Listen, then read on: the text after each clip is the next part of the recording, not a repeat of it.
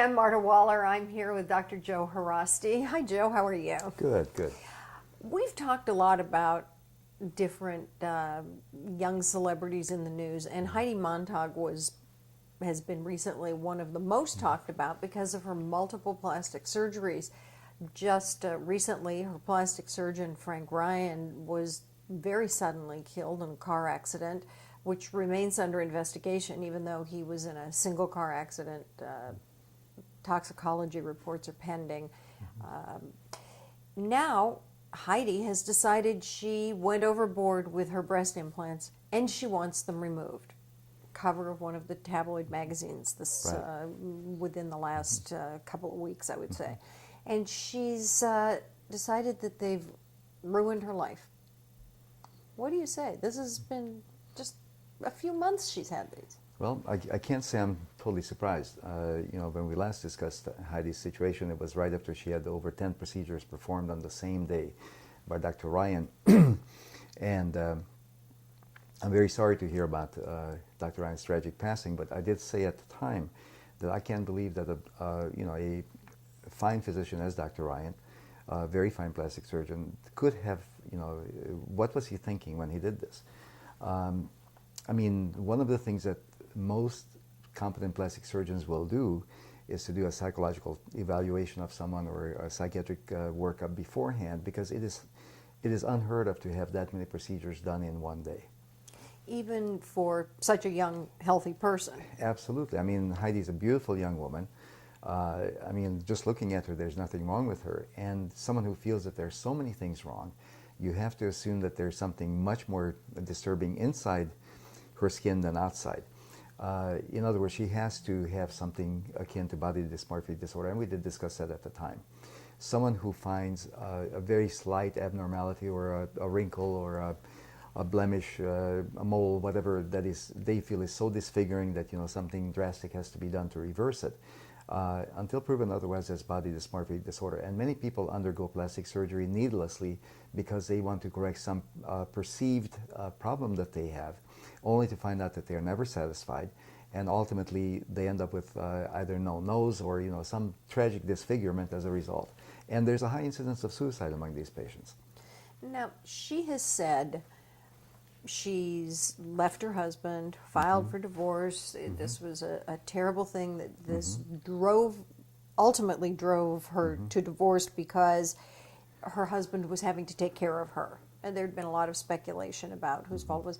She's off living in Costa Rica because she needs to get away from the media, yet she's on the cover of a tabloid. And now her husband, Spencer Pratt, has moved to Costa Rica, so whether they're divorced or not, who knows. But she's saying that since Frank Ryan was the only plastic surgeon she trusted, she has to go to Brazil to find someone who can remove these implants and restore her body. Is this the search for something that doesn't exist? I think so. I think, as I said before, Heidi has a lot of problems with her self-esteem, with her self-image. I don't think she will ever be happy. There's no plastic surgeon alive or dead that is going to be able to fix what she has wrong. And what she has wrong is inside. It's within her mind. It's her self-image, her self-concept, and her self-esteem. And no amount of external surgery is going to be able to cure that. It brings me to the next question that has to do with this. So she's had this, and the most visible surgery being the breast implants. She's had the breast implants. They are really large, very visible. So now she says, okay, it was a big mistake. I'm going to go have surgery to have it reversed. I have to go to Brazil. It's almost like an attention-getting thing. So now she'll find the surgeon, she'll maybe go to Brazil or wherever she goes, and then that gives her another reason to be back in the public eye again. Is there something to that? Yes, I think so. I mean, there's no question that Heidi is very narcissistic, and she wants to be in the limelight. She wants to be in the public eye. She will do anything for attention. And this is also true of her husband. Some people even speculate that the whole divorce is a sham. It's again an attention-getting device.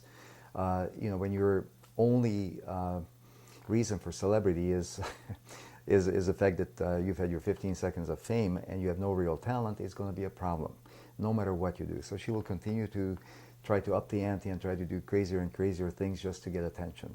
So, but again, the basic underlying issue is that she has a huge narcissistic defect, a problem with her self-esteem that goes way back, and again, without intensive psychotherapy or some other life-correcting experiences, it will continue to plague her, and it's not going to get better.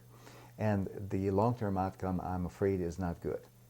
Do you think, just sort of in wrapping this up, this is a young girl who was a pretty young girl. Yes, she's beautiful. And if she'd never had the reality show, if that had never happened, and perhaps she had been forced, if that juncture in the road had forced her down a different path, that perhaps this wouldn't have happened if the first surgery maybe had never been made available. That maybe if she'd gone a different direction, or is this something it's there? I think her need for attention is so deeply ingrained that no matter what, that would have been there. So the fact that she had the opportunity for a reality show just gave her a particular way of expressing her narcissistic needs. But that would not have gone away, even without the reality show. She would have found some way of trying to seek attention. If not through the reality show, then perhaps becoming a model, or perhaps doing something outrageous. She would have found some way. It is not unlike people that you see on the streets who are, have carried the signs of John 3:16, or the soapbox orators in Hyde Park in London, where anyone can give their speech and have a crowd gather. I think someone who has such a severe narcissistic defect, they will find some way to try to gain attention, whether through a reality show or through whatever other means. So in the absence of true talent, she had this brief 15 minutes of fame, Yes. And now in an effort to hang on to Right. it. And We'll go to I think we will need extremes. to do a special segment about narcissism, because that's really what is at the bottom of this, and perhaps some body dysmorphic disorder, which I think she has both.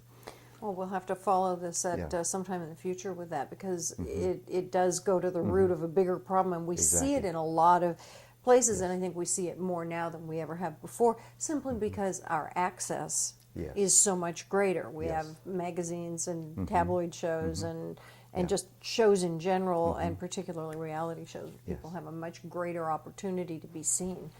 So sometime in the future, we're going to follow this up and definitely do a story on narcissism and what drives people, and body dysmorphic disorder. Right. And there's healthy narcissism and there's pathological narcissism, and I think this is a case of pathologic narcissism. So I think we need to talk about both the healthy and the pathologic part, and what is the difference. Oh, I like to think we just have healthy narcissism. So, Well, yeah, I of mean, course, it's with us, it's just healthy. Exactly. Until next time, I'm Marta Waller, and you are. And I'm Dr. Joe Haraszti. See, he does know. It's See, all healthy. My narcissism got the best of me. That's Couldn't for that even say brief my name. moment. Thanks for watching. See you next time.